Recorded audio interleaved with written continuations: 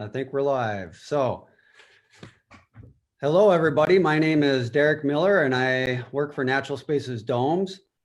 And this is our first virtual dome tour. So bear with us a little bit as we're learning how to do all of these things that are new for us.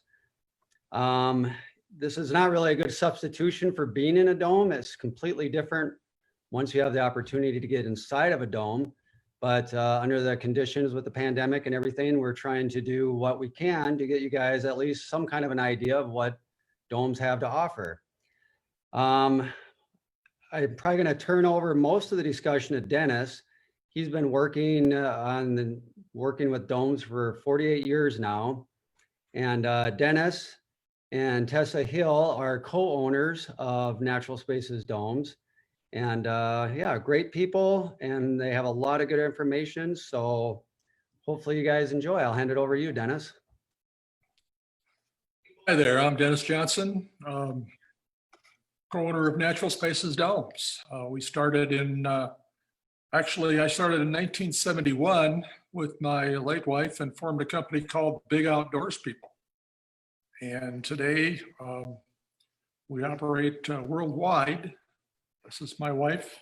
Yes, now is Natural Spaces Domes. Yeah. And I'm, as you said, one of the co-owners, and I want to welcome you to our home. We're really glad to have you here and hope you enjoy this virtual tour, which is very new to us, and we hope to do more. Also, I want to mention that because of this pandemic, I think all of us have a greater appreciation for our homes and how important they are. And we are spending a lot of time in our home, although Dennis can walk 400 feet to the office dome, so that makes it a little easier for him. But I actually walk in my dome when it's too cold or too hot. So I use this dome a lot, and I hope that someday you all, if you don't have one, will have a dome. And I hope that we can help you with it. Thanks. We've got quite a bit of tour information, but we are looking for questions from everybody. We already have a series of them, and after each of our short segments, we will then take a question or two and answer those. At the end of the segment, we will also look at answering questions. We had timed this for an hour-long tour. It's open. If we go hour and 10, whatever. If there are a lot of questions out there that people want to have answers to, we can do that. Derek, I'll put it back to you to introduce the video part. Sounds good. All right, this is, we have some videos online already of some of the domes at our campus. This is what we call the Bear Creek Dome. This is actually the home of Dennis and Tessa. And we have more featured videos if you want to see videos. We just put a couple stills in here now because we did get a lot of great videos from our customers, and we did have to shorten them quite a bit. So we're trying to give them some priority on time. But we do have a couple of screenshots. This one in particular is a good example of showing the freedom of design you have within the space of a dome, as the dome itself does not require interior load-bearing walls for the structure. It gives you a lot of freedom and opportunity to create really unique and interesting spaces such as this. And I'm sure Dennis can explain his home better than I can, so I'll hand it back over to you, Dennis. Sure. What we're dealing with is about 3,200 square feet of space. I believe that's around 300 square meters. We have an upper floor with 2 bedrooms and a bath, and there's a 3rd level skyloft above it. This is a 49-foot diameter. We call it a mid-profile dome. The bottom of the dome is actually the equator of the dome, so it's right at the midpoint of the sphere. There's our inside shot, which is also our backdrop here. But we have an upper floor with the bedrooms. The main floor has the master bedroom, living room, dining room, kitchen, along with the master bath that's off of the master bedroom. Additionally, there's a half bath.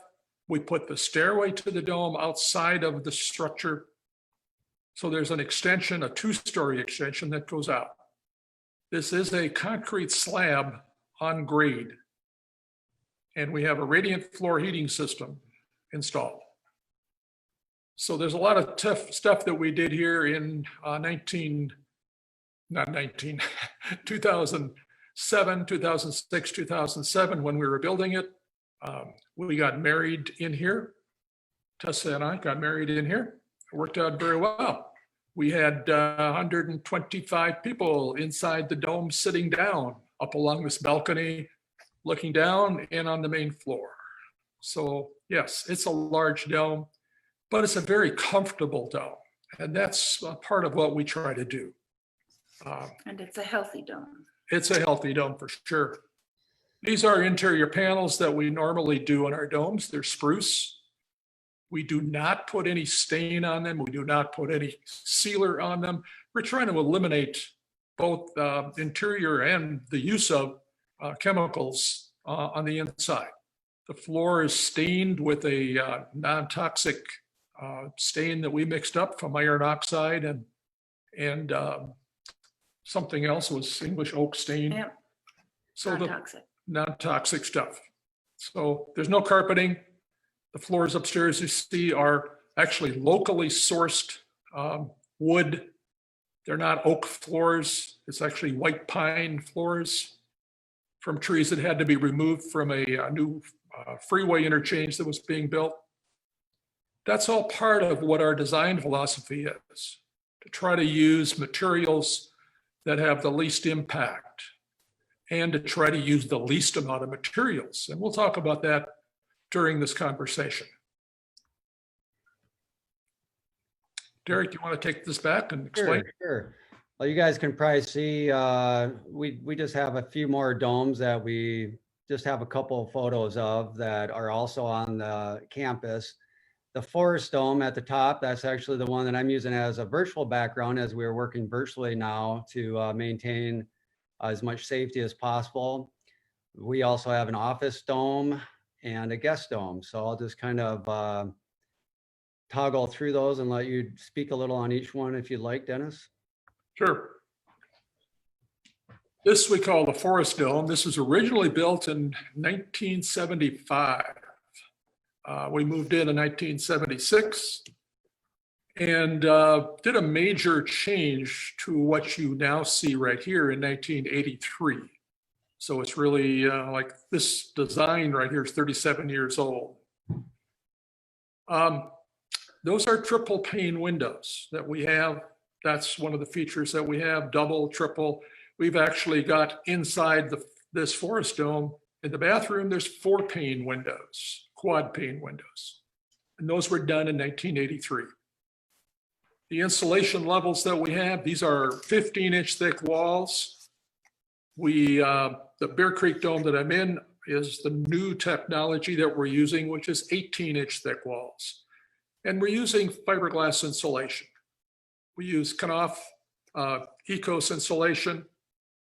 There's no formaldehyde, no phenolic resins. It's really the current technology of fiberglass. And it's called a high density, and we offer wide batt rolls. That is, they're 5 feet wide, 6 feet wide, and 8 foot wide. So we get one-piece triangles out of the foam, out of the fiberglass insulation. We do deal with foam insulation also. So the office dome is a 36-foot high-profile dome. This is the main level of it. This on the main floor is 1,300 square feet. And we have a loft level above it. There's about 450 square feet of a loft level. The guest dome actually was designed and built for my late sister-in-law. It's a 30-foot diameter, low-profile dome. However, you see a stairway there going up. So even in a 30-foot diameter dome, there's a little loft. It's actually a kid's bedroom. We remodeled it a few years ago. It shows an extension. We call them extensions. the opening in the dome where we take out this section of the dome triangles and build a bump out, an extension going out. That one's about 4 feet out.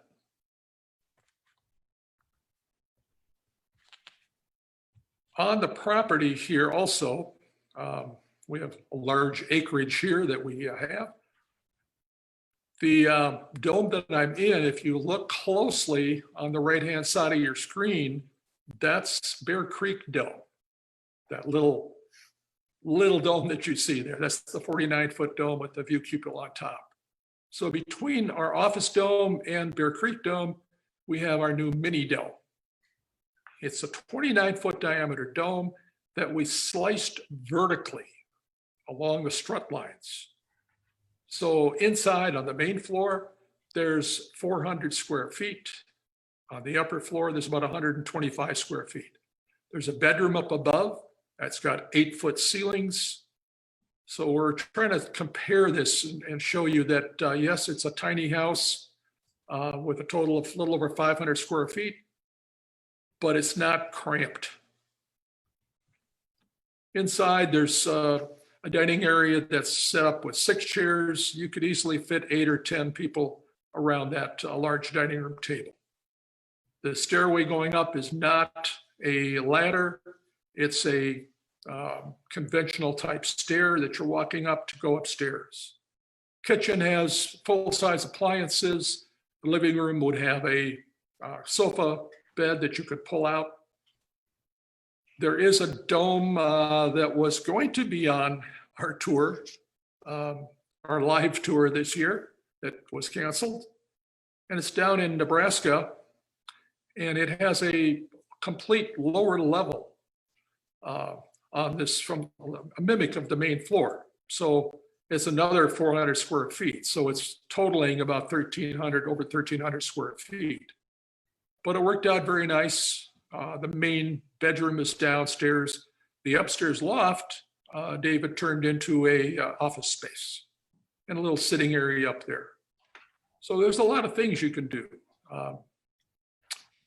This is the start of our video tours. The dome that you're looking at, this triple dome, is Texas. And the owners of it really wanted a Texas-sized dome. It's 8,500 square feet.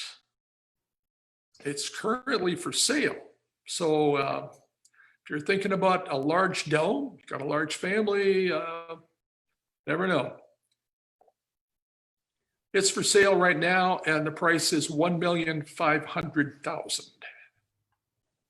It has complete lower level on both sides. The domes are 30 feet on each side, 30-foot high-profile domes on each side. The main one is a 40-foot high-profile dome. The large entry feature, it's a waterfall. This is a lower level portion of the dome underneath the 40-foot diameter dome. So it's a large rec room, playroom, game room, TV viewing room. The spiral stair goes from this level up to the other floor. However, there's also an elevator in this dome. So here's the small downstairs game room kitchen, I'll call it, with game tables. It's really a guest facility. There you see the typical Texas TV with the longhorns around it and the non-sofa seating around it. The bathroom has a Texas-shaped sink and a Texas-shaped mirror. Underneath one of the 30-foot domes, the owner, Margie, one of the owners, Margie, has a embroidery studio. So this is what it's set up to do. She's got different machinery there that she does embroidery with. There is a large 16-foot wide garage door going into a drive-through garage. So what happens is that they can load materials, both unload materials and load materials. So it's sort of a his and her application. there's a spiral stair going up to the main level. And I say main level because that's really where the living space is on that floor. So here's the main floor area of the 40-foot high-profile dome. There is no second floor on this. It's wide open to the top. It's about a 28 to 30-foot high dome. Larry's shop, which you'll see later, is for his cabinetry hobby. He's not doing it professionally. There's the elevator shaft that you see, and there's a connection, a hallway connection, a long link going into the master bedroom dome. In between is an office space. You're dealing with a lot of wood in here. We supplied the wood for the dome shells. So this is the large shower, enclosed shower area. And as I said, it's 7 foot by 7 foot, 2 meters by 2 meters. The bed is behind a small screen. And this 30-foot diameter dome has about 600 square feet in it, about 55 square meters. Has a fireplace, gas fireplace, large TV. Everybody's gonna have a TV in the bedroom. So this is one of the office spaces in the link space between the domes.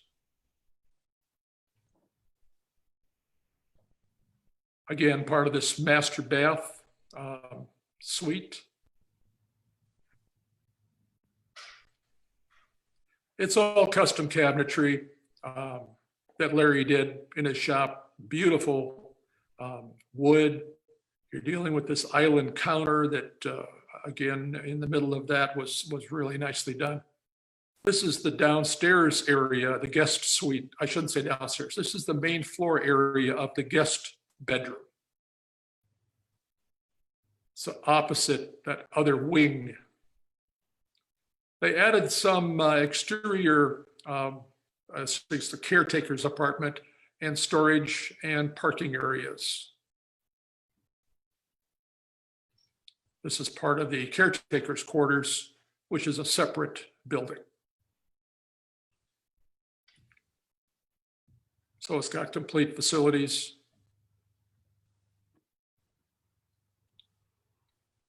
Larry loves to build cabinets.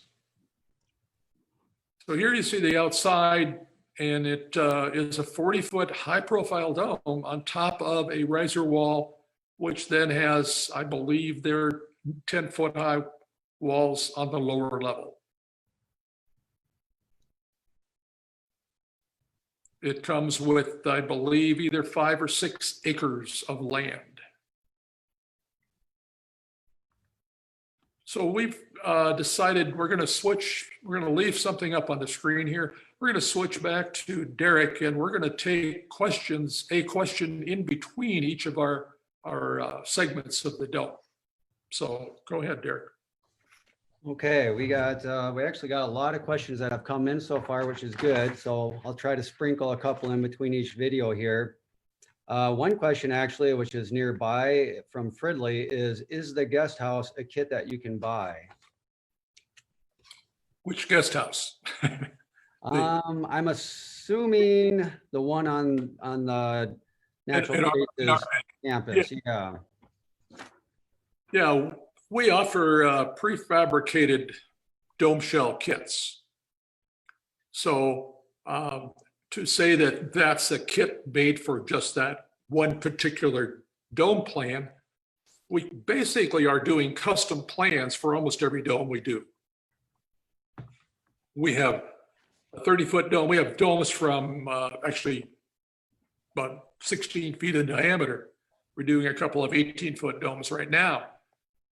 And it varies from 26 to 29, 30, 33, 36, 40, 50, 51-foot diameter domes. We do a 74-foot diameter dome. So any one of those can be made into a dome space.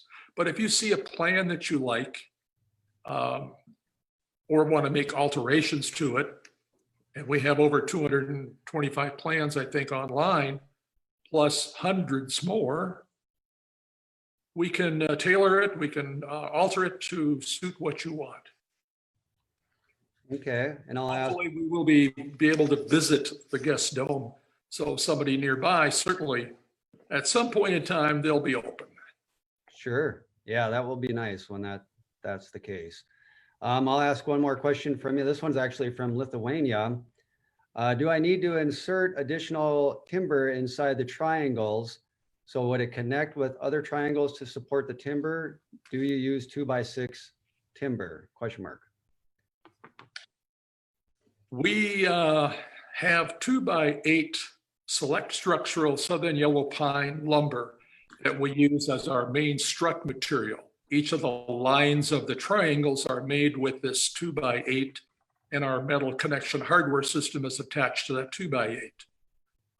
It is also FSC certified, which means it comes from a managed forest. This is what we're looking for. We don't want to rip down all our forests, but part of what we did way back in the early 80s, late 70s, we looked at how much lumber we were using in the dome. So we do not have any structural supports in between the triangle panels. Each triangle panel is basically wide open. The structure lines are the outside of that.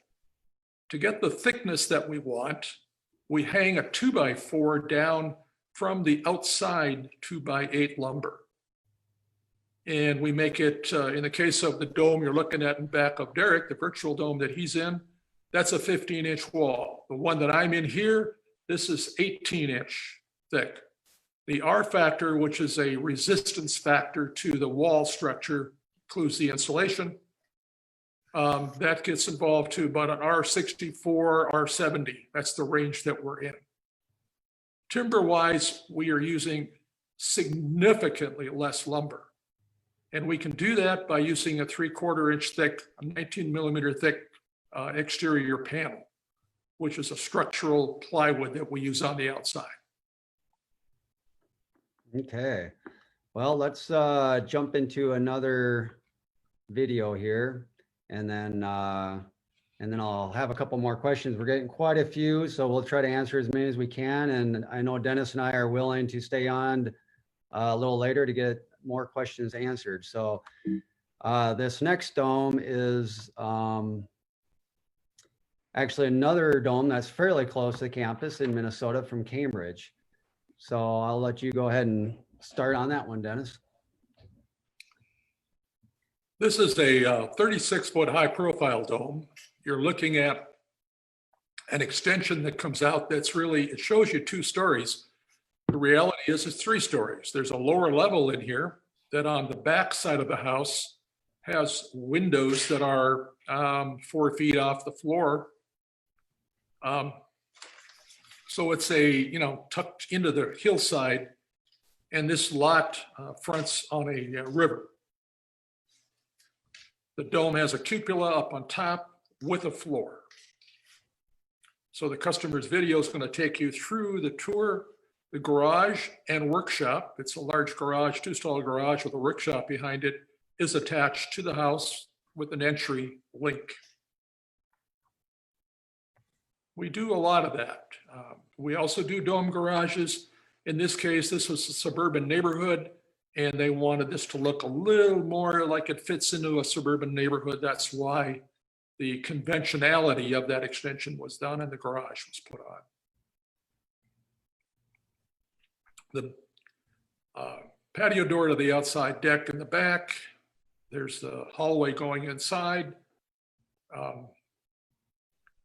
There's a typical storage off the hallway with everything in it. Stairs to the upper level. Stairs to the lower level, complete lower level. So this is the extension that you see that goes towards the front. There's a large living room area.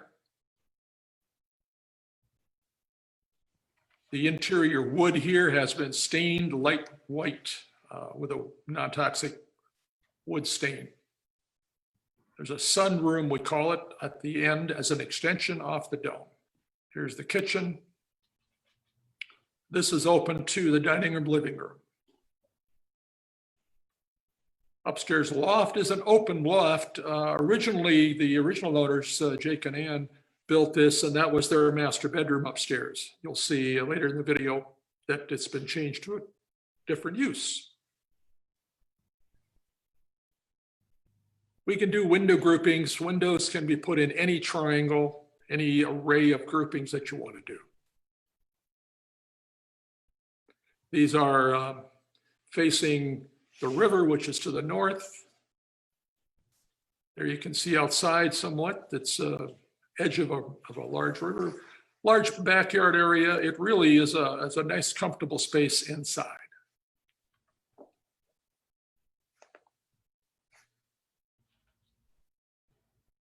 Going out to the extension area, there's a half bath, a small bath. That's a guest bath, I guess you'd call it. Toilet and a sink. It's tucked into a corner of the dome real neatly. Has a small octagon window that actually opens up. So the bedroom on the main floor is the guest bedroom, or let's just say second bedroom. There's 4 bedrooms in this house. So you're dealing with coming out of the dome. You'll see little angular pieces. That would be where the dome struts are partly exposed or covered up. Stairway is a open type stairway with the railing going upstairs. This is Jan's craft area now. It used to be the bedroom. We have skylights, and there is another part of the upstairs you see right there with the music room. They got a desk and a piano or organ. Our typical skylights that we put in, those were trapezoid shaped. This has a cupola with what we call a skyloft floor, and that's a monk's stair, alternating tread stair that's going up to this skyloft area with windows all around. It's got a great view because you can look downstream and upstream from the upstairs cupola.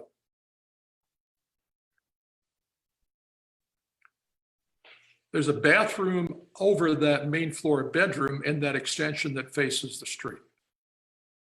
So there's a shower and a jetted tub. So it's quite a large, nice large, was a nice large master bedroom suite. So it's a matter of how you want to change this. The dome was originally built in 1983 or 84. The downstairs was totally unfinished when Leo and Jan built or bought the dome.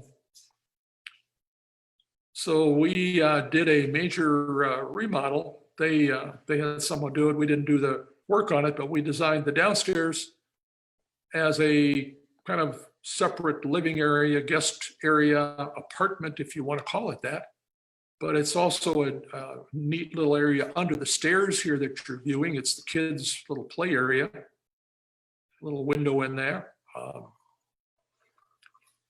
So it's got a living room area, small, to call it a kitchenette.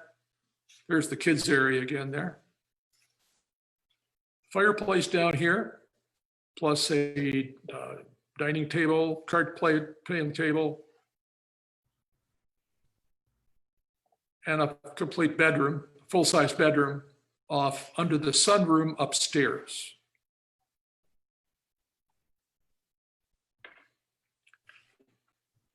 The nice space down here is this wing coming out underneath the upstairs extension to the street. That's a really nice bathroom space.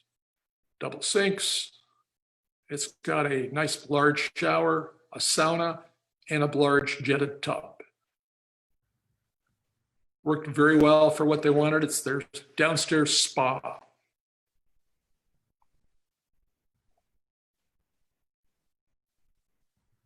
The rest of the downstairs, there's a mechanical room, furnace, appliances, water heaters, stuff like that. So here's the back of the house with that large grouping of windows looking out to the river. This has white stained interior panels. There you can kind of see what it is. You wipe a non-toxic white stain on and you just wipe it right off. If you want to leave it on longer, it'll get whiter. And if you want a white dome that has some wood tone to it, this works very well.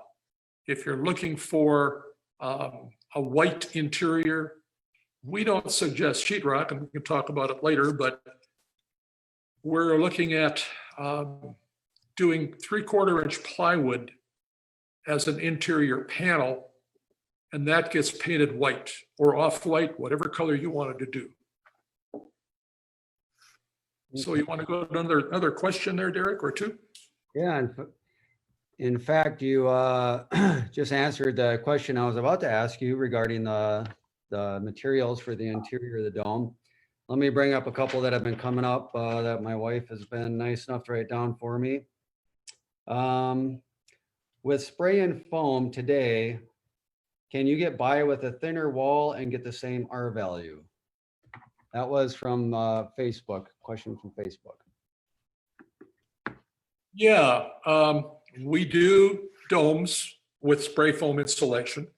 They've changed the makeup on the current spray foam to get rid of a lot of the ozone depleting chemicals. It's still chemicals, but they're contained. There's really, today's foam insulation, there's some off-gassing that occurs, but it's in usually the first few weeks. So while it's being constructed, basically, the surface of that foam is losing some stuff, some chemicals. We do a hybrid system. So we've got either all foam or part foam and part fiberglass, which we call hybrid. You can do a 2x8 dome and do completely fill it with spray foam. We usually do a 10 3/4 inch wall or a 12 inch wall, and then do 7 inches, 6 or 7 or 8 inches of foam. Part of it's a cost factor, part of it's an R value, whatever you want. One advantage you have is that you're sealing up, the foam is sealing up the entire structure, which is what you want today. Minnesota and a couple of other states require air-to-air exchangers. So when you're using foam, either as the hybrid or anything, the fiberglass included, today we want to take these houses and seal them up because we want to control the inside air. So with an air-to-air exchanger, I happen to turn ours off because there's a small little pump hum that we get, and we didn't want that back into the microphone. But we operate that and ours all winter long. Okay, another question that came in from Facebook is, how tall is a 40-foot diameter high profile 3-frequency dome with a cupola? It's about 33 feet high. So it's about 10 meters high. We're dealing with the dome itself is dropping below the equator. That's why we call it a high profile dome. So in a 40-foot dome, that would be, 20 feet would be the equator line. Well, the dome comes down about 3.5 feet more than that. Look at the camera. And then we're dealing with, at that point, about a 2.5-foot high riser wall. And the cupola adds about 4 feet to the very top of the dome. So that add all those up and you're into this, well, somewhere around a 30, 32 foot, I think is what it adds up to. Okay, perfect. I'm actually going to ask one more question before we move on to our next video, just because we have gotten a lot of questions, try to get a few answered in between here. How to cover, again, this is from Lithuania, another question, how to cover a dome roof to have a smooth surface. Like in the mini dome you have for tours, what material would you use for it? Does it last in the winter conditions? How often do you need to fix it? Any cracks? We're dealing with elastomeric roofing, which is I hate to use the word rubber, but it's called a rubberized roof coating. And the term is elastomeric. There's different products out there. We have used a particular product. I'm not recommending it for cold climate zones. It's not the best. There's just been some issues with a couple of domes. If you're in a dry, high desert area, we have a dome in Lyons, Colorado, up at about 7,000 feet. And that one was done back in the mid 80s with elastomeric. And there's a texture on the outside. They actually, to create the texture, they mix crushed walnut shells to give it a little bit of a peach fuzz texture on the outside. What we're dealing with from that standpoint in the wintertime here, yes, there's expansion, contraction. The material does expand and contract, but it's hard to put on. You need 7, 8 coats of it. There's a primer coat. There's about 3 base coats and 3 or 4 top coats.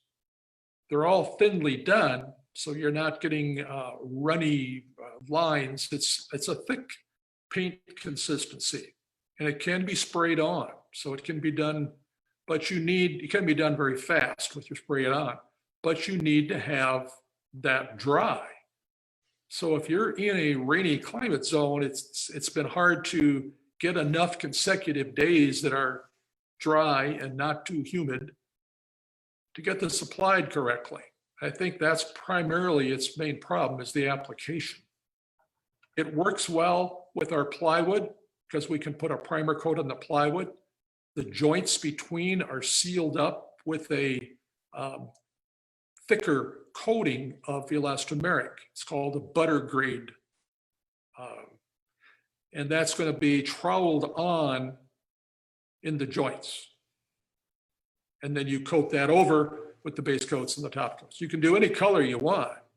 We've got a nice dome up in Canada.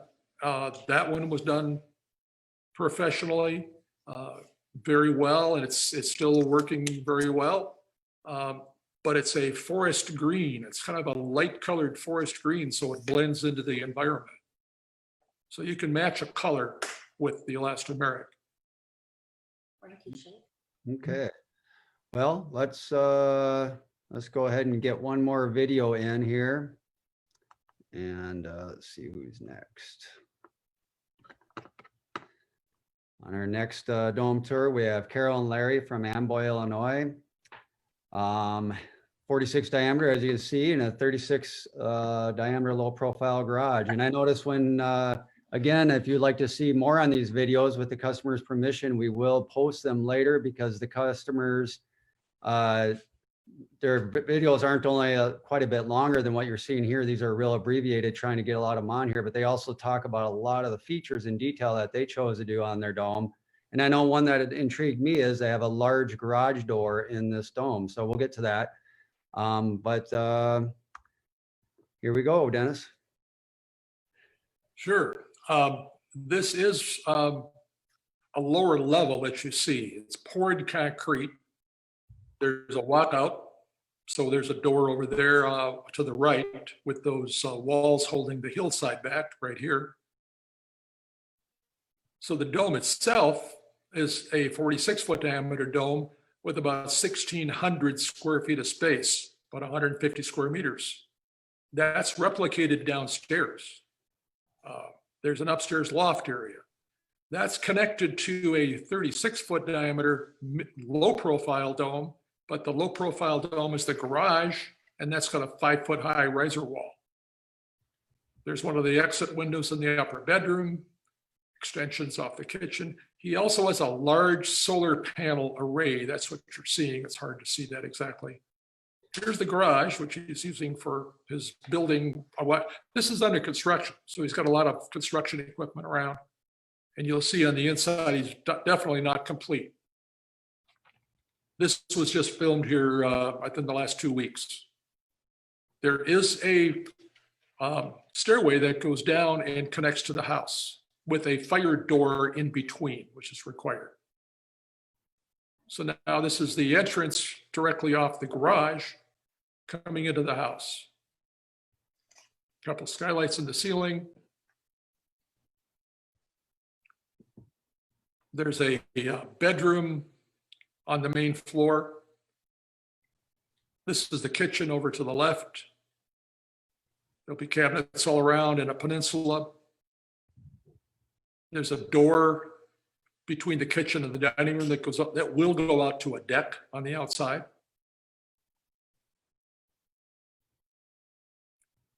These are all hard floors. There's no carpeting. This is the bedroom on the main floor, which is really the master bedroom. It's got a large walk-in closet spaces. Bathroom is within the master bedroom. There is an actual half bath outside of the hallway. There's the tub unit. It's going to be put over the shower or in that area. The shower is a separate shower. That's a front entry door to your right that comes into the space. There's a stairway at that point that goes up to the second level. But this is the open space of the dining room, living room area.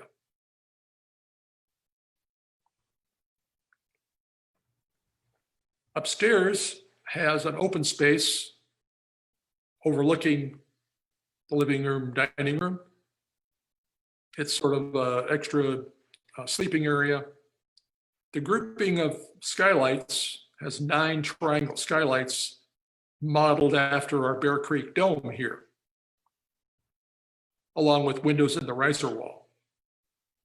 So on the upper level, here's the open space, library, den, could be, you know, sleeping for kids, grandkids.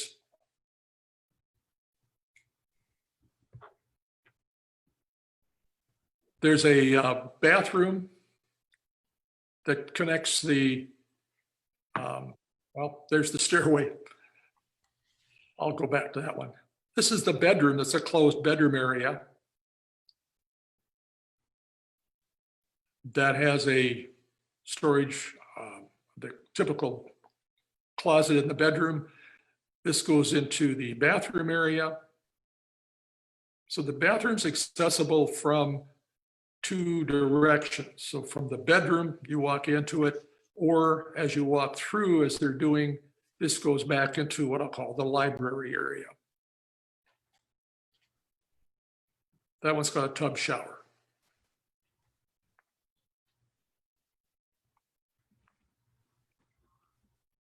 Some small storage space in back of the tub shower utilized.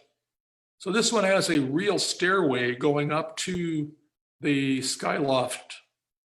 It's not a monk stair, it's not a ladder.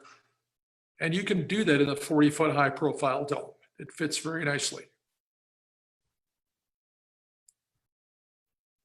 I think one of these views, you look out over his solar panels, might have been cut from that. That's looking down into that main level from this skyloft. There's the garage. And as Derek was saying, he's got an 18-foot wide, 9-foot high door. And this is our 36-foot diameter dome that we use for garages a lot. And it's got a 5-foot high riser wall. So instead of our normal 3-foot or 3.5-foot high riser wall, we bumped that up, which allowed him then to put in a taller garage door. And it's a roll-up door that goes into the garage on a track, typical garage door, at least in the States. The outside is shingled. Most of our domes are done with asphalt shingles. That's the standard roofing, but that's also the standard roofing for most houses. This is a handicap accessible house. There will be a ramp coming from right over on the right-hand side here on a slight incline going up to that main floor because the garage is down about, I think it's about 2 feet down from the main house level. Okay. Excellent. You guys managed to answer 1 or 2 of the questions I'm about to ask you right at the end there. So that's been working pretty good. We're getting a lot of these questions answered. One I have is, excuse me here. Well, kind of on that, I guess, there was a couple people that touched on this and you kind of brought it up with the asphalt shingles, but they asked, what is the best material for covering, what's the best roofing material for a dome, I guess is the question. If you're looking for a permanent, lifetime roof, Reinke shakes. We've used those on quite a few domes. They are aluminum shakes. So they are about, well, the new ones, they've actually created a new model of the shake. They're about 10 inches wide and about 16 inches tall. I think the exposure on it is still about 10 inches. So it's like a cedar shake, but it's aluminum and it's ribbed. And it's got a Kynar finished baked on coating to it. But primarily, and that's a pretty expensive shingle, pretty expensive roof cover. You're dealing with about $275 per square, and a square is 100 square feet. So you could call it $2.75 a square foot. What we normally do, most of our domes, I'm going to say probably what, Derek, 85, 90%, I think would be about what I'm thinking. For asphalt, you mean? For asphalt, yeah, that's what we do is asphalt shingles, but it's high grade asphalt. There is a roofing product that made its way from the West Coast into the Midwest in the States, and they'll probably expand into the Eastern market at some point. But we ship them with our domes. Both the Reinke shakes and the asphalt shingles are shipped in a 53-foot semi-truck with the rest of the kit.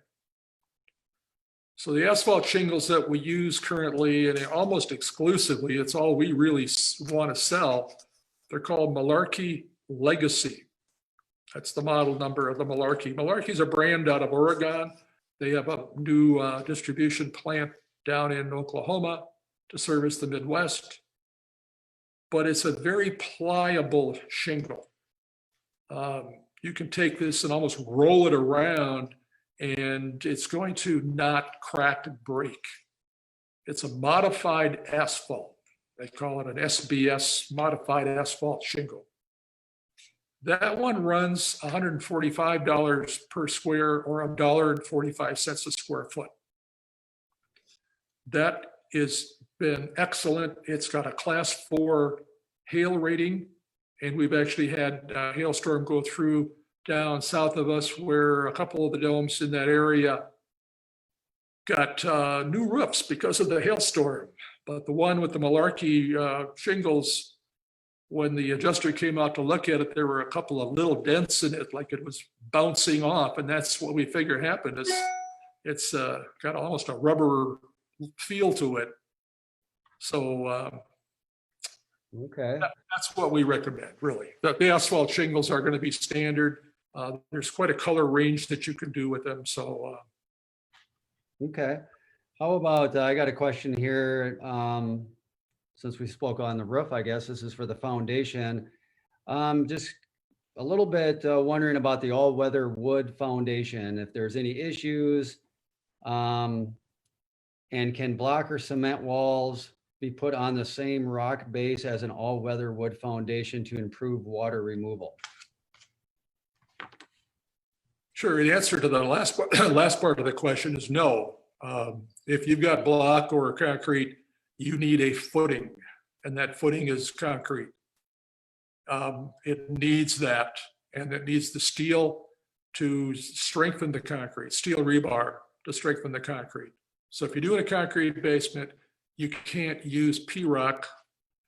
You need that for drainage around your dome. You put it underneath your concrete slab, at least 4 inches thick, if not 4 to 6, even 8 inches thick, underneath your concrete slab in that basement.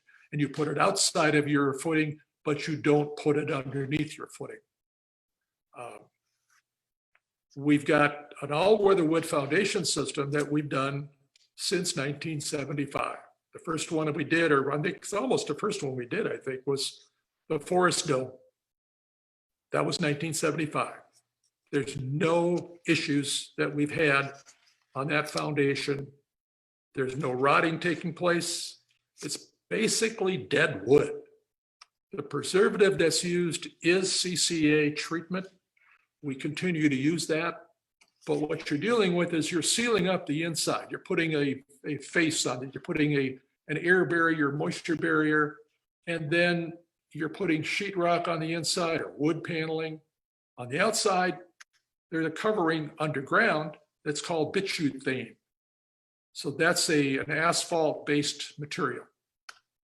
So that's going to seal up the outside. So the wood foundation is a very viable system. You can put it in yourself. It's easily remodeled because you could cut into it and structurally change openings. Okay, great. Well, let's jump into the next video here. So we can see if we can't squeeze another 1 or 2 in before our hour is up. I know we're planning on probably going a little beyond that, but just in case some people only left themselves that hour of time. So this is Eric from Akron, South Dakota, and his dome's still under construction. So he had a lot of good information as well during his video that he sent in to us, if you want to see more of that later. But here we go, Dennis. Yeah, this is a sawtooth riser wall. And you notice that the white line where the dome meets the base wall there, it's like a sawtooth. So that's why we call it sawtooth riser wall. We took the dome, a 2-frequency dome, and we tilted it. So the top is not a pentagon, it's a hexagon. And that gave us the ability to put in conventional windows in the main floor walls. He's got foam insulation. So he did a 2x8 dome with foam insulation, full thick. So we're talking 7¼ inch of foam. Multiply that by 7, and you've got about an R50, plus you're dealing with the materials inside and outside. So you get in the range between R50 to R55 with a 2x8 wall. This is located, well, it's South Dakota. It's really the eastern South Dakota border with Iowa. Nice view out to farmland. The downstairs area, we're still in the upstairs. There's a loft in here. This is a 29-foot dome. It's got a very nice loft, a regular stairway going upstairs. We had to do some fitting of that stairway in because the dome starts coming in once you get up to the landing area. Interior paneling is all done with our spruce interior. There's the upstairs loft area. And you're dealing with the exit code. So we've got one of those windows is a required exit window. The other one is for just ventilation purposes. We use Velux windows for venting the upstairs of the dome when you don't have a cupola on top. And you don't need a cupola to get proper ventilation. In this case, the walls are all sealed up right here. These are all filled with foam. What you do need is an air-to-air exchanger that I talked about before. It's really mandatory. This is the downstairs walkout basement. It's done with a special panelized concrete studded wall system. The brand name is Epitome, just like the word is spelled, however it's spelled, Epitome. We suggest this. I'll mention at the same time, we've done domes with Superior wall systems. They come in and set it up. And I think, Derek, you said his video said that the walls went up in what, 4 hours? Yes, 4 hours is what he said it took to put the entire foundation up, and it was pre-cut for doors and windows. So he said the same day you got the foundation started, you could essentially set your doors and windows in it and get started on your floor joists. So that system, the Epitome system and Superior walls, do sit on P-rock This is small 3/8 inch rock. So it is a system that is designed for drainable rock underneath it. But it is a structural system too. They're bolted together, they're tied together as they go in sections. Okay. This was the first dome that Epitome had done. Afterwards, they said, "This is great. Give us more." So I think they did one more dome so far. And if somebody wants that one, it's quickly done, and you can add insulation into that. So those are some of the big advantages, get you in and out of that very fast with that foundation. But it also can be added to for insulation purposes. It is foam insulation, and I'm not sure the R value that they've got in the basement in that lower level. I hesitate to throw something out. I think it's R13, R15, might be an R19 in that range. So you want to add insulation to that, but it's designed for a basement. And that's what's required in basements, is that R value in that area by code. Okay, perfect. Yeah, and we do have some additional foundation questions we can maybe get to after we get through the videos. Sure. Maybe a quick question, maybe not, is I'll try to make it quick.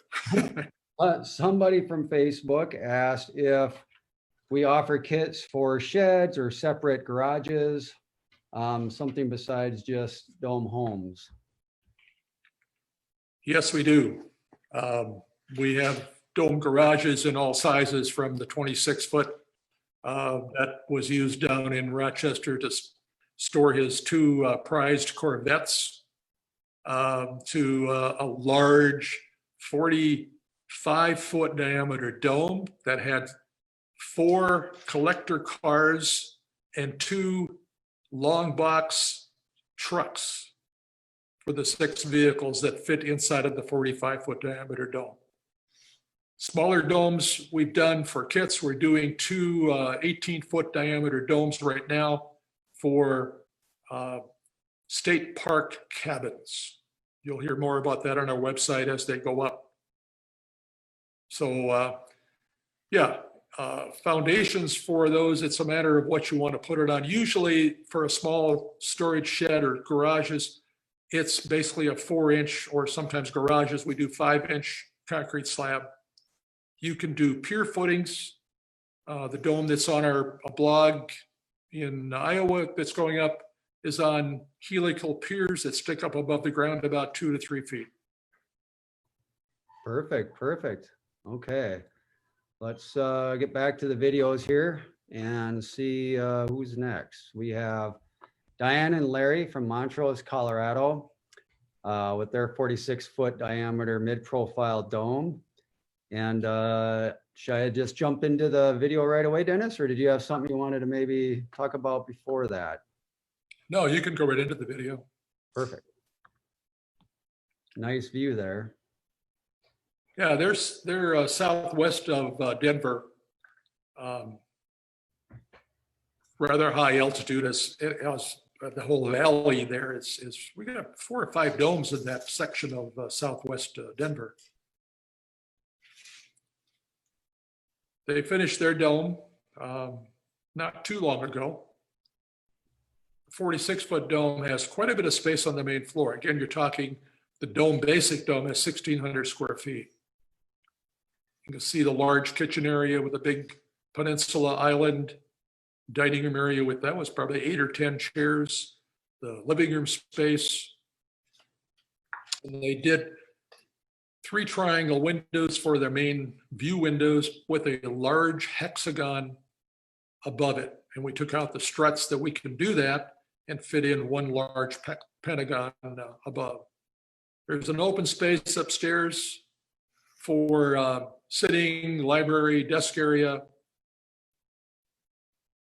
They also have a bedroom upstairs, and you don't have to run the walls all the way up to the dome. You don't get the sound privacy from it, but from a sleeping room, that will work sometimes for some people. You can see the kitchen cabinets on the outside wall. There's a little extension that goes out for that, and they've stuck some cabinets in next to the window over the sink. There's a hallway connection through the link into the garage. There's the bathroom. There's a laundry off to the left here. Plus there's a guest bathroom in that hallway space or off of the hallway space. Again, this is a slab on grade house with radiant floor heating. This is the master bedroom with a master bedroom bath. That was actually the half bath, as I realized that.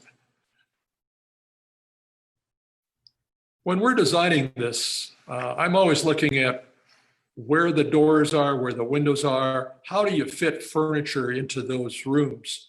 So I take the design and I draw in the bed. I draw in all of these things, the counters, the dressers, where do you put them? If you don't do that, if you don't plan that out, you're not going to come out with a very livable space. You know, you want nightstands next to the bed. You got to have enough room, enough wall space. Stairways have to work. They got to work to control the flow and direct the flow of what you're doing. Sometimes we don't want them in a public space, so we tuck them away. Other times they're part of the stairways are spiral stairs and they're part of the architectural feature.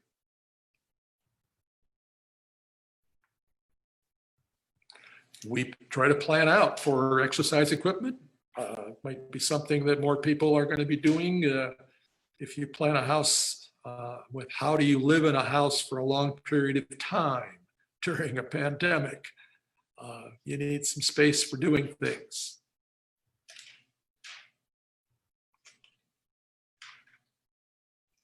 Planning of the dome is really important in natural spaces. We take a long time with the customer to make sure it fits their lifestyle, their style of furniture, their style of living. How do you live? How do you function inside of a house? It's a big part of what we want to know. We really don't want to just sell you, here's a kit, go ahead and build something. It doesn't work that way. You need to plan these things out.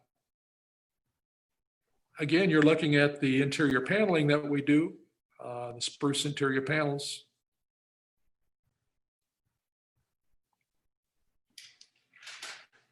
Tile floors in this case. Again, no carpet. The entry here is open to the dining room, living room area. There are times when we put a closet in there. They didn't. That's their choice. And here we've got 18-inch thick walls. The R value is going to be about an R64. This was done with fiberglass. We do ventilate when we need to. They're in a high, dry desert, no, I shouldn't say desert, mountain area. So we can do a sealed, completely insulated roof structure. And when we do that in an 18-inch thick wall, the R value will be 72. We deal with an interior smart membrane. CertainTeed makes a smart membrane plastic that will work in with air conditioning during the summer and for controlling the condensation from getting into the wall system in the wintertime. So it's all part of how we design the structure with you and with your climate zone. We don't do one thing all over the place. We've got 7 climate zones in the lower 48 states. We deal with everything from humid climates to cold climates, dry climates, and we change some of the techniques of how we build that and what we do for materials.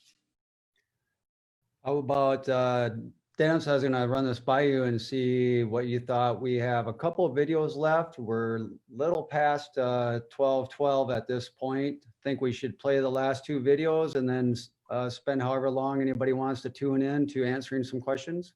Let's do that. Yep. Perfect, perfect. Here's our next one. Kathy and Ray from Custer, South Dakota. They built this dome and I believe they're using it. I think they live in it part-time and then they rent it out the remainder of the time, is my understanding. So, Yes. okay, I'll fire this one up.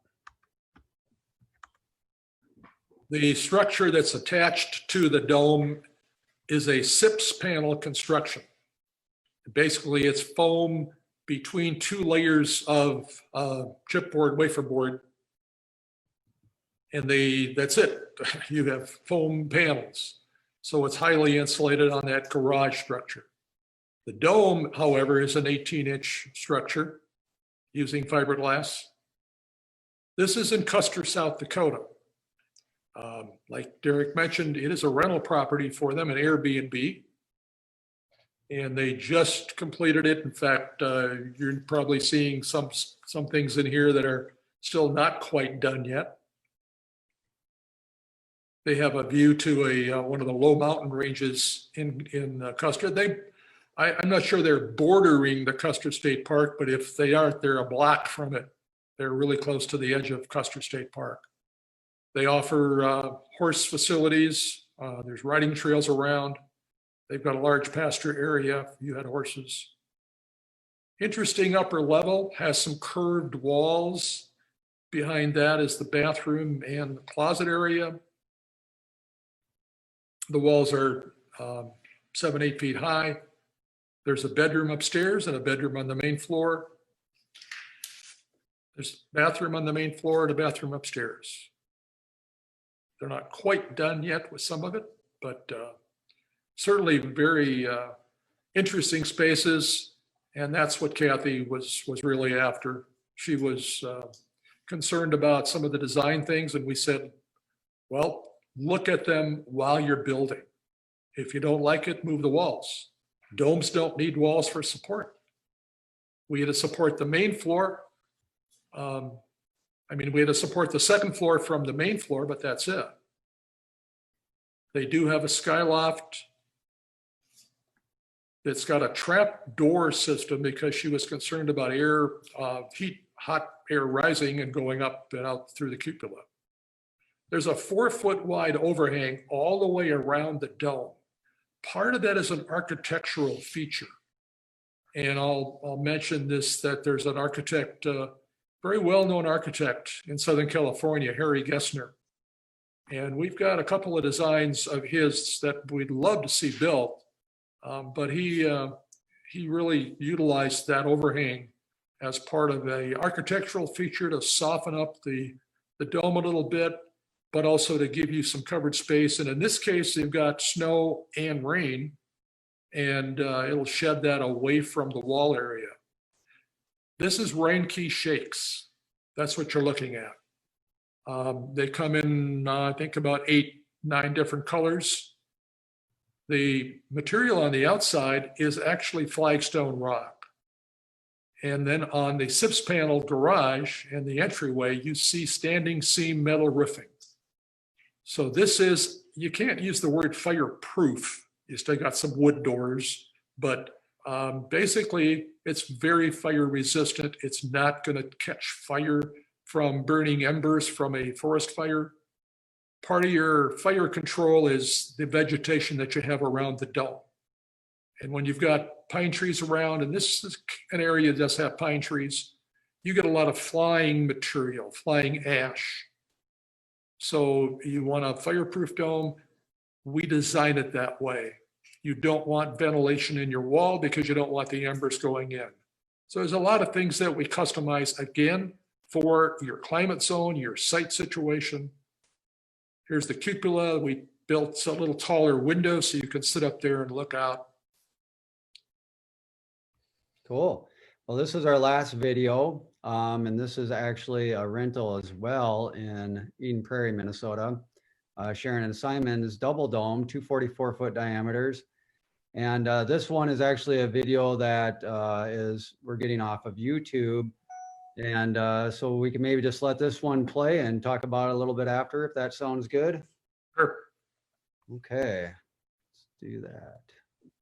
It is a rental.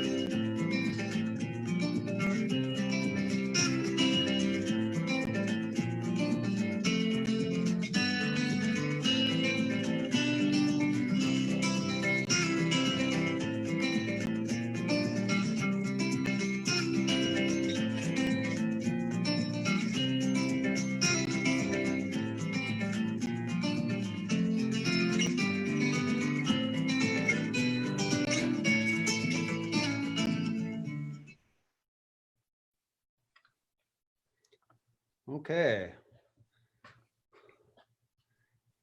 Want me to start talking? Yeah, I guess I was gonna say maybe before I leave this screen, and we get back into questions, if there was anything specific you maybe wanted to comment on this dome. Yeah, I do. Perfect. This, I'll leave this the screen here so the customers can, or the people attending the Facebook show can kind of see the dome as you're talking about it. Sure. This dome was actually originally designed, I designed it back in 1974, it was built in 75 for a couple that had 4 kids. They were both doctors. It was very new for that time of the 70s. But now we get into the 2015, 2018. I think this is when we took this and they wanted to redesign it. The new owners, there's been several owners. The new owners wanted something very modern. The kitchen was separate. There was a hallway, and then there was this wall with a big rock area for the fireplace. And they basically said, okay, how do we open this up? Well, again, the domes are wide open. So I said, just take the wall out. You need one beam going along here, and you can hide the support where that fireplace, the new fireplace is that they have. So they opened it up from one side of the dome to the other, where there's kitchen, hallway, and living room space. Now you can see right through. So we helped them with that, redesigned that area. The other dome is the kids' bedroom wing. Originally, it was set up with 4 bedrooms on the second level, and the main floor had another bedroom with bathroom. There's a bathroom on the upper level. And the downstairs walkout area, the basement area, was actually half of that dome is wide open, 2 stories tall. It's a little unusual. But the owner wanted a half-court basketball court. So we said, no problem. So we designed this big half-court space with 16-foot high ceilings. Worked out very well. And that's the play area, craft area that he's got right now, as a walkout on the lower level. So the dome didn't have a main floor. The dome had a basement. There's a main floor over here, and then this went up to the second level. So that gave them all the space that they wanted. And it worked out very well for the new couple coming in here. They had kids. That was a very interesting little space that the kids have in the lofts of their bedroom. So the bedroom is really count basement, main floor, second floor, loft. So it's really like a 3rd floor. And that was the kid walking through from one room to the other. Yeah, those are those are really neat, unique spaces to domes. I always thought the lofts were one of my favorite parts. I'll try to squeeze in a couple of questions here, and we may not be able to get to all of them, but I believe we can try to answer all of them on Facebook at some point for everybody.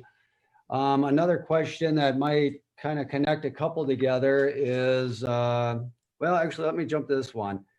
There's somebody that's looking to build in Detroit, and they're wondering if there's any help getting through the housing department, getting through the process as far as permits and stuff. If there's any, possibly, maybe they're wondering if there's any challenges for domes. Yeah, there's challenges from the standpoint that just a lot of the building departments don't understand them. It's much less so these days. So when you're talking about plans, we do all of the planning in-house. I'm the person that you're talking to, dealing with creating the plans.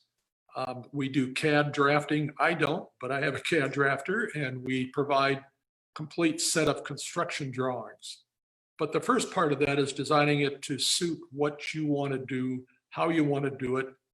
I am a licensed Minnesota contractor. I've been building domes. I've been designing houses way before I started domes. Yeah, I'm that old.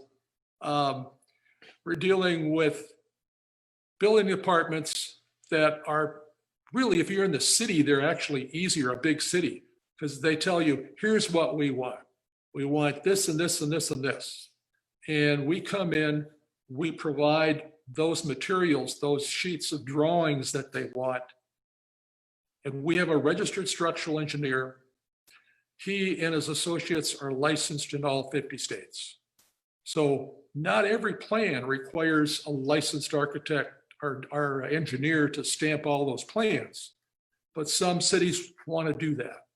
That's fine, it can be done. There's a cost to it. The engineer is going to engineer all these different features that you have, the floor systems, the floor joists, all the beams are sized, all that is taken care of. There's really a booklet that's put forth and provided with the plans. We've got domes in all over the place. I mean, all 50 states. We did a dome down in Malibu, and that took us a long time to get it through. I think they didn't want the dome to get built on the site that was planned for. And 34 drawings of details later, they offered a building permit. That took a little time. That was very unusual. It isn't that case. We draw the drawings, they're submitted, they review them. I'm dealing with somebody right now down in San Bernardino County in California. They've got new building regulations. The dome exceeds all of the current building codes. And if you have somebody that's building to the minimum basic code, that is from a structure standpoint or any other criteria, you've just built the worst house you could build. That's what the code is. The code is a minimum structure. So we've designed domes from day one to go way beyond what the code requires. And we do a minimum 150 mile an hour wind speed rating. And the snow load rating that we do is a minimum 100 pound snow load rating. And we go up from there. Okay. Another question that came in is, can a ramp be used instead of stairs to go into the basement for someone in a wheelchair? I'm going to say no, because a wheelchair ramp has got to be, the maximum you can do is a 1 in 12 ramp, 1 foot of height in 12 foot of length. So if you're going 9 feet, that's 9 times 12. That's 108 lineal feet of ramp that you're going to need to get down for a wheelchair ramp. Yeah, pretty good sized dome to. You need a very big dome, and you're going to waste a lot of space. Okay, another one here. I'm going to kind of shotgun these at you since we're kind of getting later on this, but with metal connectors, I believe is a thermal bridge. Maybe hubs are insulated separately. Have you tried to find out if there's any condensation during cold winter? We have a lot of tests that we do in our domes, and we're living in one right here, Bear Creek Dome. We have a 3-pronged temperature testing unit that's in our wall system. It's been in there since day one. That measures the air temperature and moisture temperature, moisture condensation. We don't have any moisture condensation because we did 2 blower door tests, and that's now being required by code. So you seal up this inside so you don't have moisture going into your wall cavity. That's what you're stopping with this moisture barrier. We have the cub itself is set back from that outside surface of the plywood 3.5 inches. So there's no contact with that hub to the outside. And yes, the hubs are separately insulated.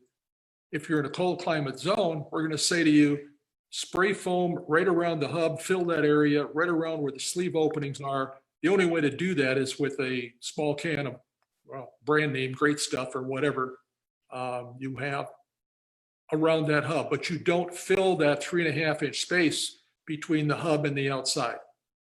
You leave that open because that's part of an airflow design. If you're doing a hybrid system, you're sealing it all up. We do not have all these studs in our panels. If you have a 2x6 dome or a 2x8 dome and you put studding in there because you're going to use sheetrock, which is what you have to do if you're going to use sheetrock, you have a thermal bridge, a loss of energy through that stud, because wood is only 1.25 R value per inch. So you have a serious problem with all that heat loss. We don't use this stiffening or these spacers in our panels. And the insulation we have is, whether it's foam or fiberglass, it's full all the way through that panel. So we have a much less heat loss. In fact, there is no heat loss through our panel when you've got a super wall dome, we call it, with a 2x8 on the outside and a 2x4 on the inside. You don't have any thermal loss through that because they're just a piece of plywood, 3 pieces of plywood that hold that combination of 2x8, 2x4 together, and there's no heat loss. So that kind of leads into another question. You pretty much answered it, but you might be able to add some clarification. To make inside paneling, would you need some kind of support for that in the triangles? No, what we're using here is 1x8. You could use 1x6. We do 1x6 and 1x8 tongue and groove paneling. And that's going to support itself going across that triangle. Some of our triangles are 8 feet wide on an edge, 8 feet long on an edge. But look at the middle of it. They're not all an 8-foot panel. We've done a test on the panel. We've taken an interior panel, supported it around its perimeter, turned it horizontally, and laid actually a full 100-pound roll of insulation on top of that panel. We measured the deflection on it, or the sag on that panel, and it was less than a 1/4 inch from a concentrated load in the middle of it. So the panel is only there to hold up the insulation and the vapor barrier. That's all it's doing. There's no weight on that interior panel. Sheetrock, you need to stud that up. But the panel itself, as long as it's tongue and groove, you've connected all of these pieces. If you just try to put boards across, no, you'll get some warpage, some will shrink, some are going to create some problems. There is some shrinkage with the 1x6, 1x8 lumber, except when you're using cedar. But because it's tongue and groove, the joint doesn't open all the way. Okay, how about kind of going back to the earlier question, if there's any thermal bridging? There's a couple of questions that have come in regarding potential problems with condensation issues on the large skylights dripping onto the inside wood frame areas. What you're dealing with any skylight is you've got to be aware of your humidity inside your house. As the temperature drops outside, you need to moderate or really control the humidity inside. In a really cold climate zone, you're dealing with probably 30 degrees below zero, or just 30 degrees below the freezing point. I mean, it's the same in Fahrenheit or in centigrade. 30 and 40 below is 30 and 40 below. We have that here. The inside of your house is going to take 3 to 4 years to dry out because you are sealing up the inside. So your wood, even though it's kiln dried, will dry even more. The concrete, if you're using concrete, has to dry out. You have probably 1,000, 1,500 gallons of water in a large concrete slab. So all of those items have to be taken care of. You need ventilation in that dome. So an air-to-air exchanger is critical. You've got to have that. Condensation on your skylights sometimes is caused because you don't have airflow across the skylight, so you need some air movement going around. With radiant floor heating, you may need a ceiling fan operating. Your air-to-air exchanger is going to provide some movement, but it's not really designed to do airflow across the skylights. So you need that control. You need to have that humidity down at probably 25%, 30% in the wintertime. Lower than that, you got problems with just your health issues. You're it's too dry inside the house. So then you want some airflow. So a ceiling fan or just operating fans for the first 3 or 4 years of that house, and then it's dried out. And at that point, it's a lot easier to control your condensation.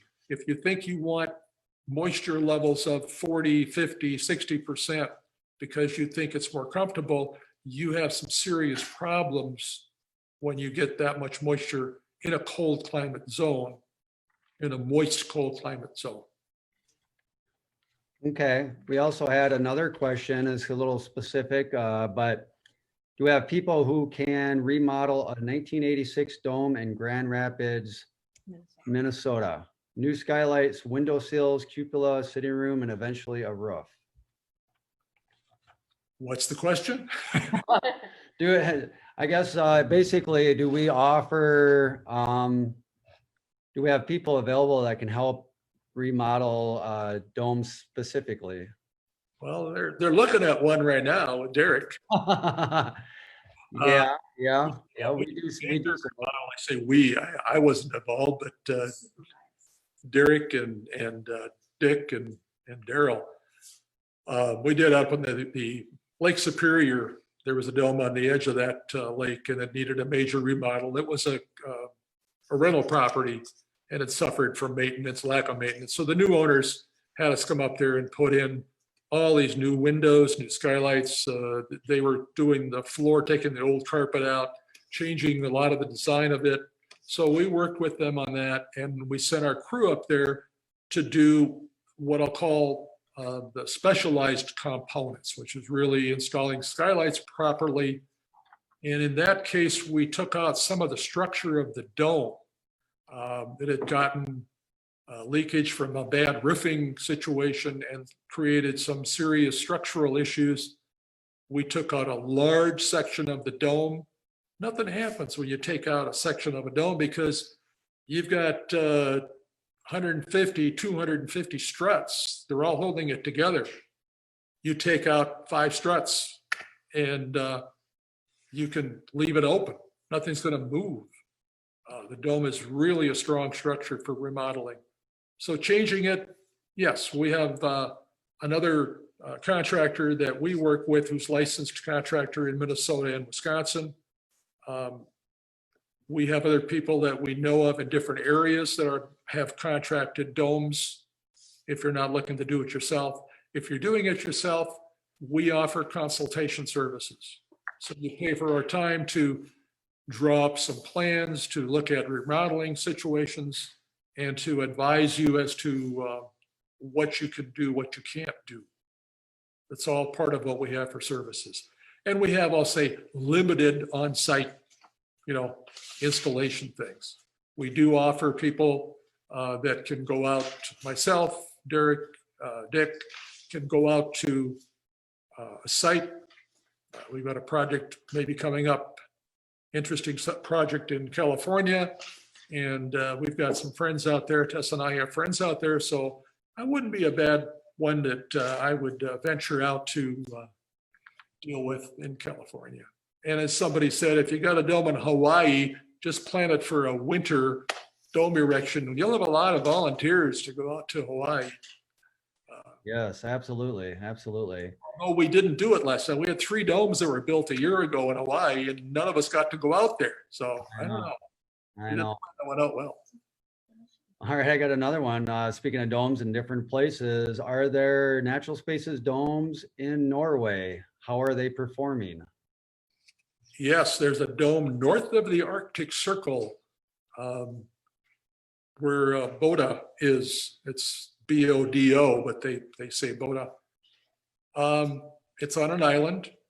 It is about 2 or 3 blocks from, if people have been on the Facebook or the Google sites to see this all glass dome that was done, and they built a house inside of the all glass dome. This is the sister of the owner and her husband with their 2 kids, built a dome up there. We went up there to help start this thing out. So we've got domes in Norway. They perform extremely well. They know what they're doing in this building science that we're involved with now. And we had no problems talking with the contractor that was helping them build it. He said, here's the way I do it. We said, okay, go ahead and do that. That's fine. It's a ventilated system. They had their own way of analyzing it. It worked very well. And it's to this day, I mean, both Oli and Sandra are friends. We have discussions with them. It's really worked out well. Okay, and then as long as we're talking about north of the Arctic Circle, I had a question here as well regarding building in a desert, incorporating outdoor spaces and how to cool the dome. You're dealing with stopping the heat from getting through the dome shell. And that's where you want to deal with foam insulation. When you do foam insulation on the inside of the inside panel, I should say the inside surface of the outside panel is where you spray foam up against to stop that heat transfer. You need to ventilate that outside in a hot climate zone. You got to be aware of using special roof underlayments and special shingles to deal with the heat. So there are ways to do that. Again, it's designing it for the climate zone. Your outside spaces, how do you cool them? I shouldn't say you cool outside spaces, but how do you live outside? You can put up different structures, pergolas. We've done sail roofs. We've actually got a dome in Taos, New Mexico. It's on our website, and you can see a triangular sail area that is covering the windows from a certain angle, and it could be taken down and put up at different times of year. Okay. How about, this one's a pretty straightforward question, but can Natural Spaces domes provide blueprints for 2 sizes, 36 foot and 40 foot? We can provide blueprints for all sizes. We have interior planning kits that can start you out. You can order those paper copies or CD copies. We have a lot of plans online. Usually people look at those plans and then modify them and adjust them to their site and to their family needs. So that's a lot of what we do. If you see something that you like, I've got a customer now, they just want a very simple plan. They found one, this is it, works for them. Sure, we can basically take that set of plans that we've done for somebody else and adjust it to whatever the new code is or whatever your situation is for both where do you live and the building codes that you have to comply with, and provide a set of complete plans that you need. From a building standpoint, if you don't have a building inspector, you don't need to get approval on something, we're still going to want to provide a set of plans that show you how to properly build the dome and properly support second floors on the main floor walls and on your floor system. If you got a basement, crawl space, slab on grade, all of that. We want to know what you're building. We're just not going to sell you a dome and say, here, you go build it in whatever way you want. Doesn't work. Okay, how about another structural question? How is the loft supported through the middle? We deal with the loft independently of the dome. It's beam supports. We can, in our super wall system, we can run the beam into the wall system and put supports in there. I know there's another system out there, and those of you people that have looked around at domes know there's a ledger hanger that another company provides. But what we basically say to you is look at the cost of that ledger hanger, look at the cost of their 4x12 members that are spanning the inside, and then understand how you're going to do the inside. If it's a completely open dome, it never is, at least in most houses. You have walls inside for bedrooms, kitchen, around the kitchen, bathroom areas, hallway areas. Those are support points for the second floor. We need to carry that load down to the main floor if that's the bottom, or to the basement space. But that's what you do. If you want a free span across a 40-foot diameter dome, it can be done. You may have a 24-inch deep beam that's going to go all the way across. But where's your stairway that goes upstairs? So the stairway going upstairs has walls on it, and that can offer support. So it's a structural issue that needs to be engineered, and we do that. But it's as open as you want it to be, and we can show you easy ways to do that and less expensive ways to do that, because you're going to have joists up there anyway, covering the rest of that space. But the ledger hanger and that whole system, we're trying to minimize the amount of lumber that we use, and that we feel is one of the big areas that we can help save costs on and show you a simpler way that you can do that, have that done. We'll take a few more questions, a couple more maybe, before we cut this off, and then we go on. Email. And we'll do email answers to questions. Yeah, that's a good idea. I think we got, 'cause a few of these are a little more specific or similar to ones we answered, so we can maybe answer these directly. Let's see. I guess the only other one that might be useful, or a lot of people might be wondering about here, is with the pre-cut dome shell kit, can you supply pre-cut shells and materials other than 3/4 inch plywood? Have a 22-foot greenhouse dome, and looking to add another larger dome. So possibly like polycarbonate paneling, is that available? Or would our shell kit work minus the plywood, and they could provide their own alternative materials like polycarbonate? Yes, we've done that. We actually have somebody that's got a 72-foot diameter dome shell, and they're whatever material they put on the outside, I wasn't aware of exactly which one they used. We've done the screen house dome that we have here. It's got screening on the outside, and the top middle panels are wood. You can actually buy from us, and it's online, the dome struts and riser walls without the exterior plywood panels, and you can cut the plywood panels yourself. So in a sense, there's your answer.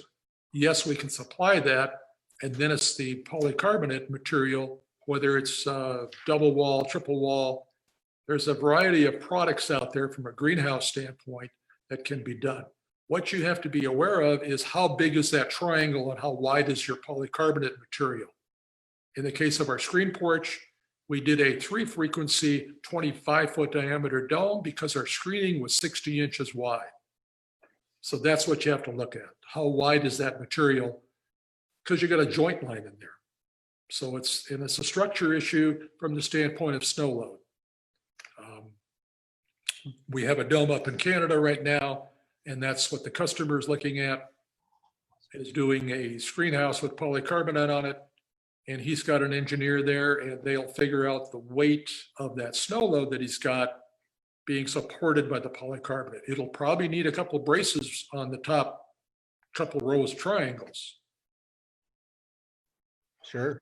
Well, yeah, I think that covers the majority of the questions, not all of them, but we can try to get to those on Facebook or via email.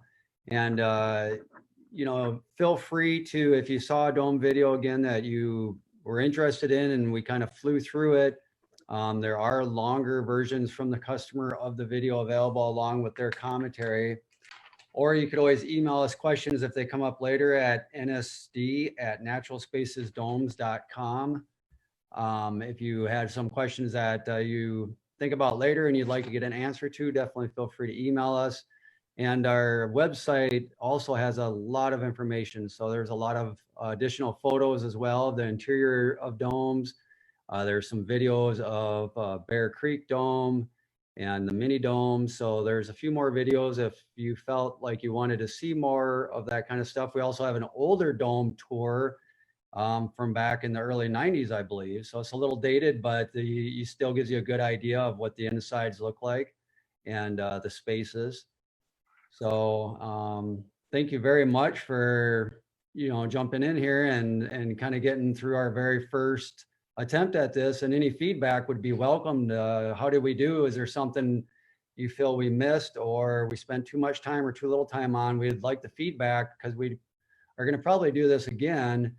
And, we want to improve it if possible. Yeah, we're definitely going to do it again. So we want to make it as good a possible experience for those of you who have watched us. And so any feedback would be greatly appreciated.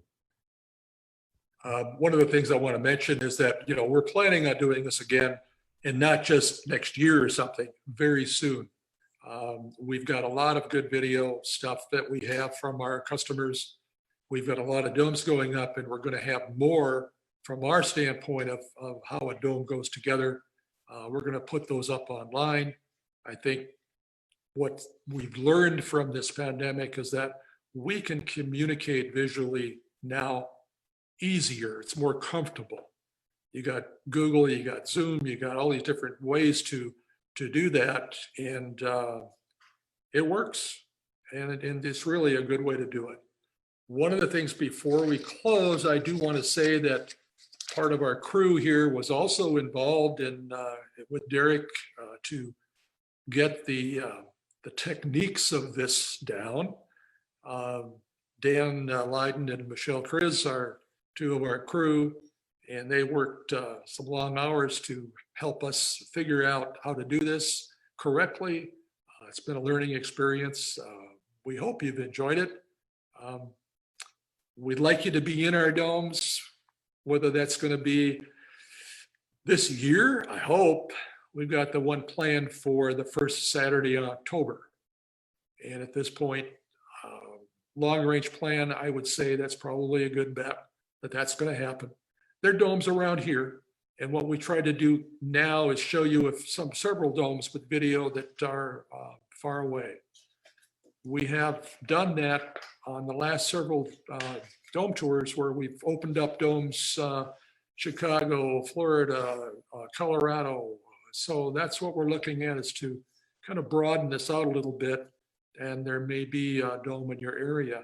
That's the other thing to say, is if you are looking for a dome in your area, give us a call, send us an email. Most of our dome owners are very happy to show their domes. So Great. thank you very much from my end, Dennis Johnson, and hopefully I'll talk to several people and get your questions further answered after this tour. All right. Well, thank you, everybody. And we will see you next time.